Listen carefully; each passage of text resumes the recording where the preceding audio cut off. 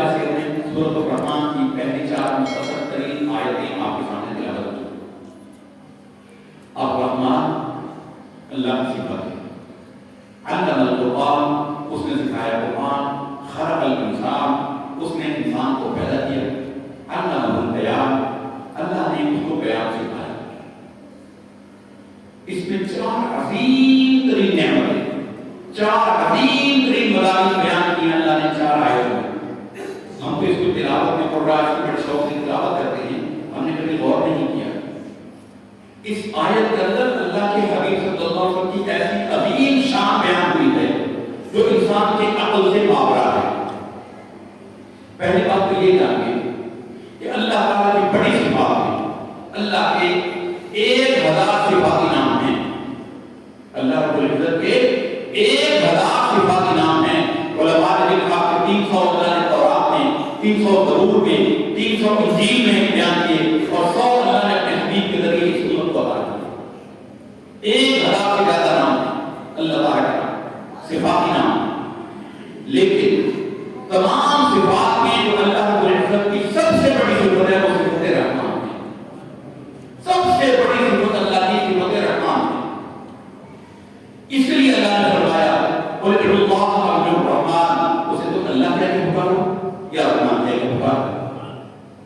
یہ صفت صرف اللہ کے لیے ہے، اور ہم کیسے ظالم ہیں اور کیسے جاہل ہیں، ہم نے لکھ دیا رحمان بریانی سینٹر، رحمان چکن ہاؤس۔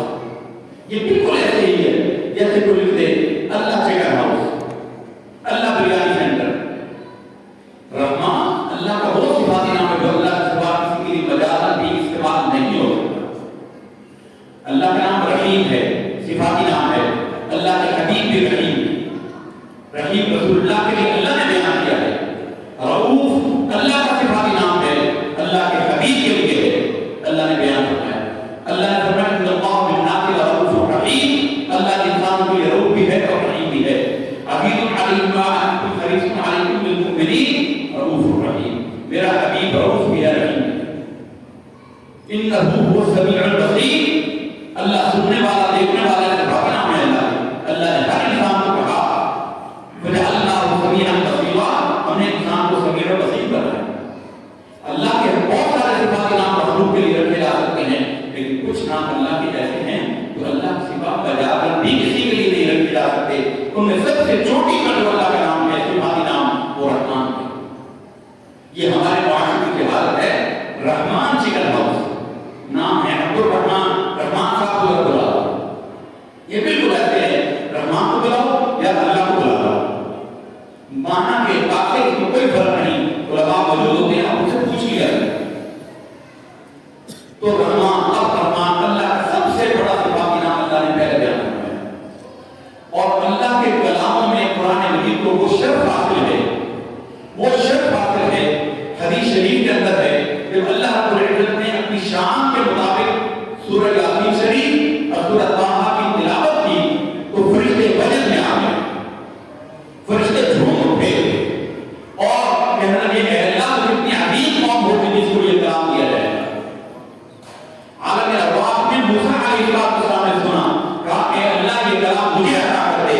اللہ نے فرمایا کہ نہیں اے موسیٰ، یہ میں نے اپنے حبیب کے لیے چھوڑا ہے جو میں ان کی امت کو عطا کروں گا۔ موسیٰ علیہ السلام نے کہا کہ اے اللہ مجھے اس امت میں پیدا کر جس میں یہ کلام کو عطا کرے۔ یہ ہے قرآن، قرآن کی صفت، زیادہ تفصیلی کلام کرنے کا موقع نہیں۔ پھر آگے کیا فرمایا؟ خلق الانسان، اللہ کی تمام مخلوقات میں انسان افضل ترین مخلوق ہے۔ صفات میں اللہ نے اعلیٰ ترین صفت کا بیان کیا، کلام میں اعلیٰ ترین کلام کا بیان کیا، مخلوقات میں اللہ نے اعلیٰ ترین مخلوق کو بیان کیا، انسان۔ اللہ نے کتنی بڑی بڑی مخلوقات پیدا کروائی ہیں، ہم تو سوچ نہیں سکتے کہ جو موجودہ کائنات ہے ہماری کہکشاں کو ملکی وے کہتے ہیں، یہ کہتے ہیں کہ ٹوٹل کائنات کا 3% ہے، یہ 3%، اور اس میں جو ہماری یہ نظام شمسی ہے، سولر سسٹم کا جو ہمارا نظام ہے، سورج کا نظام شمسی، یہ اگر اس کا 3% میں پھیلا دیا جائے تو اس کی حیثیت ایسے نظر آتی ہے جیسے سوئی کی ایک نوک ہو، یہ نظر نہیں آتا۔ یہ پورا سسٹم جس میں 9 ستارے ہیں اور سورج ہے،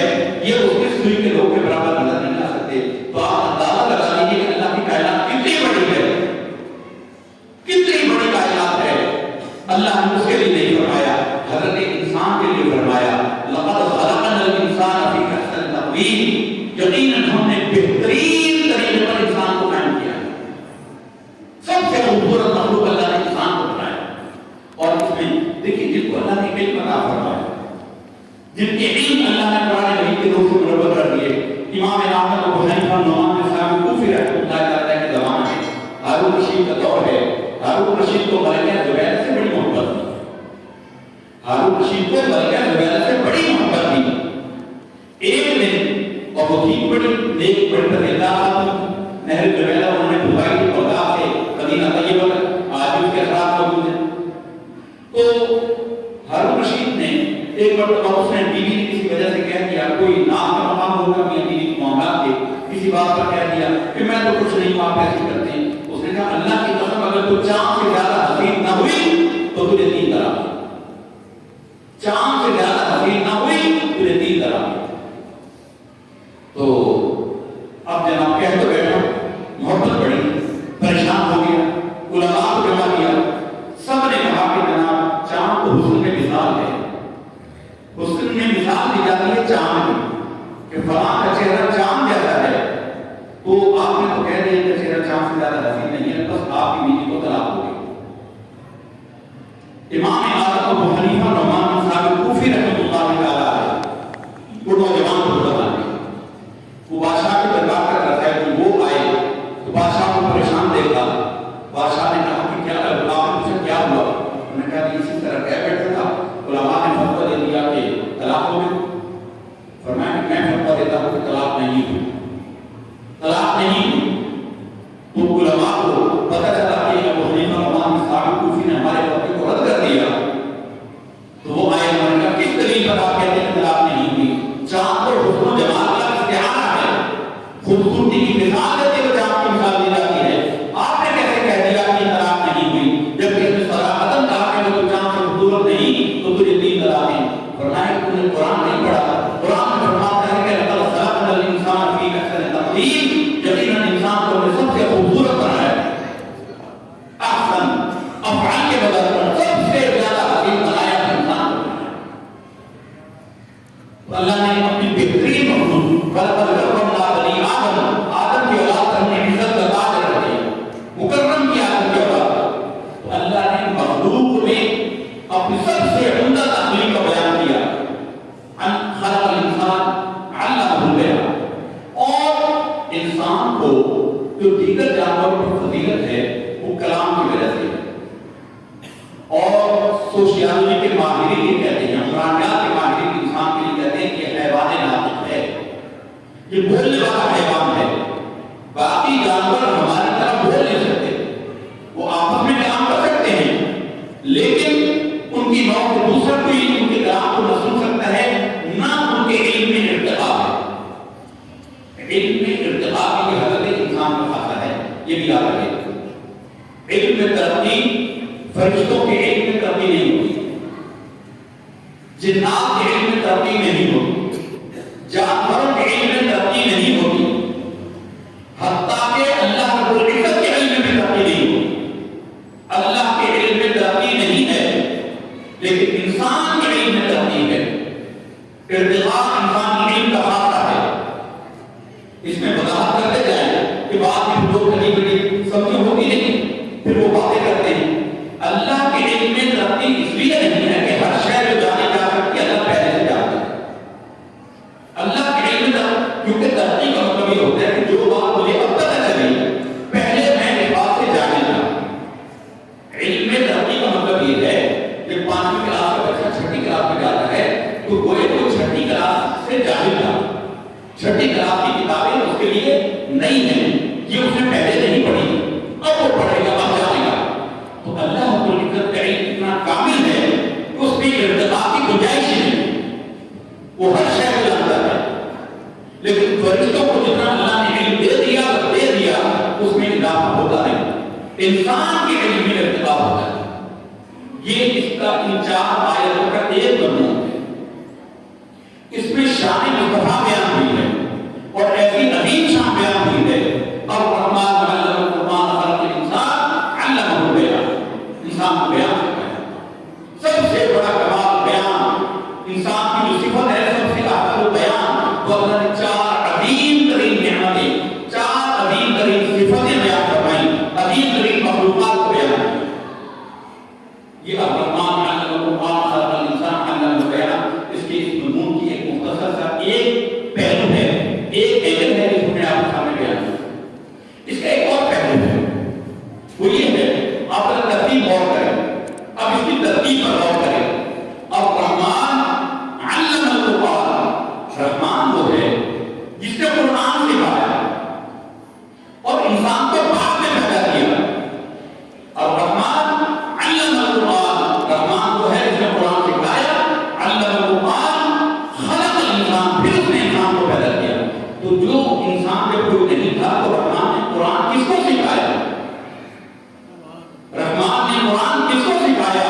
نور مصطفیٰ صلی اللہ علیہ وسلم کو اللہ نے پہلے پیدا فرمایا اور ان کو پہلے قرآن سکھایا۔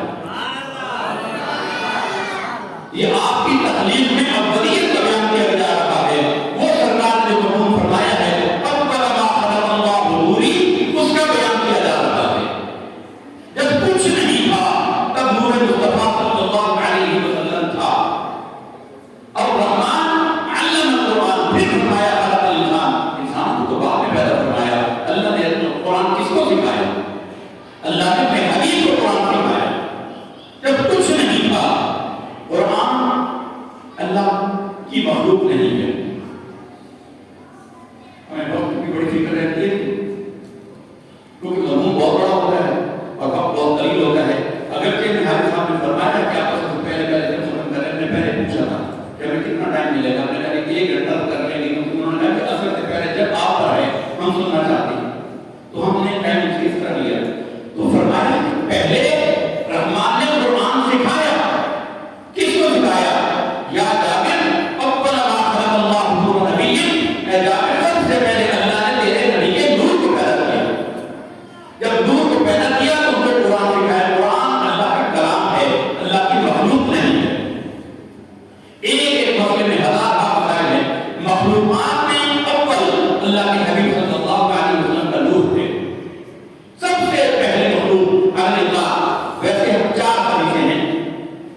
حدیث میں فرمایا اول ما خلق اللہ العلم، عقل، اول ما خلق اللہ العقل، اول ما خلق اللہ القلم، اول ما خلق اللہ نور نبی۔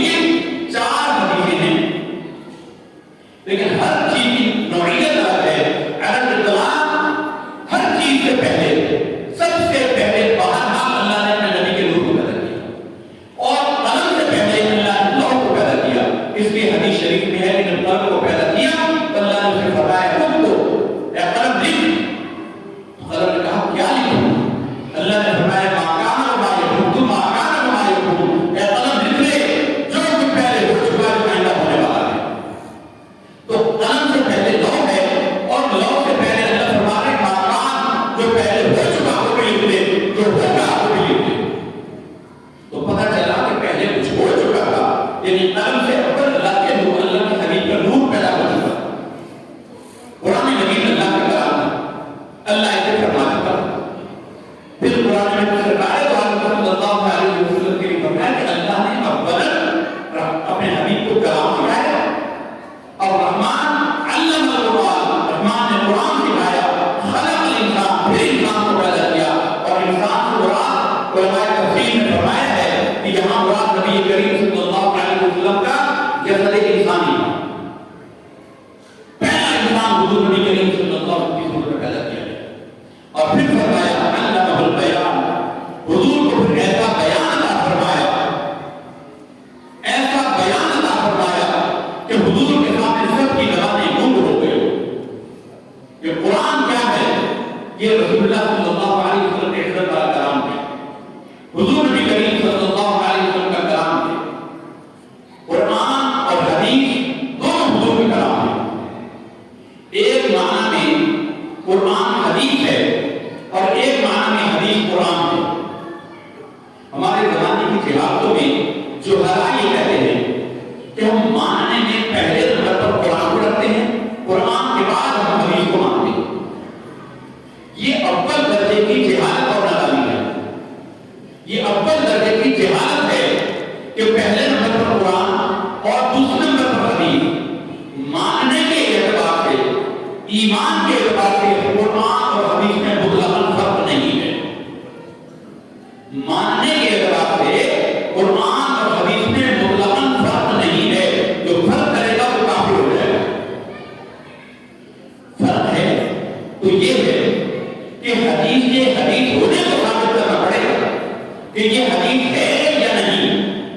ٹیکنیکل بحث ہو سکتی ہے، یہ ٹیکنیکل بحث ہے جو علماء کر سکتے ہیں، لیکن جب کسی مضمون کا حدیث ہونا بیان ہو جائے پھر اس کے احکام کو ماننے میں دوسرا درجہ دینا یہ کفر ہے۔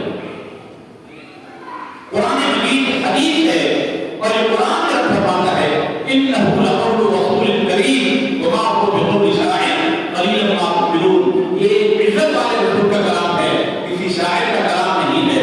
تو کلام رسول کیا ہوتا ہے؟ حدیث ہوتی ہے۔ قرآن تو قلب مصطفیٰ صلی اللہ علیہ وسلم پر نازل ہوا، حضور بلاتے ابو بکر آؤ، عثمان آؤ، معاویہ آؤ، اور یہ میں وحی نازل ہوئی ہے کہ لکھ دو۔ اس کے بعد سرکار فرماتے تھے کہ یہ قرآن جب اس کے بعد حضور مضمون بیان کرتے تو حضور کی زبان سے نکلتا اور مجھے ملتے تھے کہ اللہ کا کلام ہو گیا۔ وہ فرمان رسول تھا، فرمان رسول اور حدیث کا قرآن ہونا کیسے ہے؟ ابو داؤد شریف کی حدیث ہے، حضور نبی کریم صلی اللہ علیہ وسلم نے ارشاد فرمایا اوتیت القرآن ومثلہ معہ، میں قرآن دیا گیا ہوں اور اسی کی مثل اور بھی دیا گیا ہوں، اور وہ اور کیا ہے؟ تمام شارحین حدیث نے کہا کہ مراد احادیث رسول اللہ۔ تو اس لحاظ سے حدیث بھی اللہ کی وحی ہے اور قرآن بھی اللہ کی وحی ہے۔ حدیث ماننے کے اعتبار سے نماز کی رکعتیں آپ جتنی پڑھتے ہیں یہ حدیث سے ثابت ہے، یہ قرآن کو ثابت نہیں ہے۔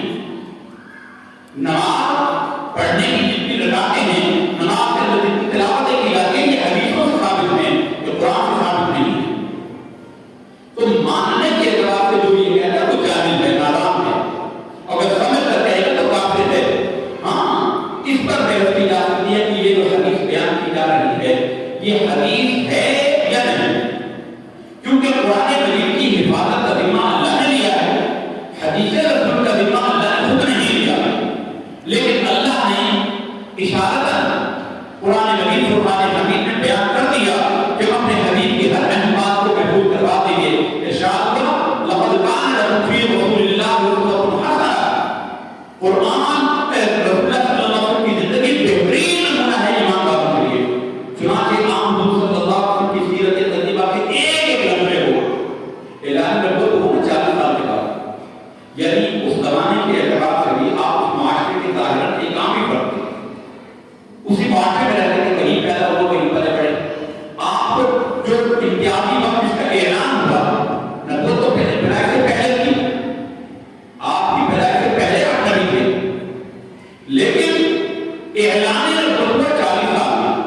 40 سال میں تو آپ اس معاشرے میں رہنے والے تھے، تو آپ کا اور باقی لوگوں کے احوال کی لحاظ سے کوئی فرق نہیں تھا، لیکن فرق دیکھیے اللہ نے کیسا کیا کہ آپ کی پیدائش کے احوال سے کتابیں بھری پڑی، آپ کے پیدائش کے احوال کو بھی اللہ نے محفوظ کر دیا، اعلان نبوت سے پہلے کے بھی ہر نقل محفوظ کر دیا۔ لقد کان لکم فی رسول اللہ اسوۃ حسنہ، اس کی عملی تفسیر حضور کی سیرت طیبہ بن گئی، اور حضور کی سیرت طیبہ کی پاکیزہ کہ اللہ نے قسم کھائی، اللہ نے قسم بیان کی اور ارشاد فرمایا لعمرک، اے حبیب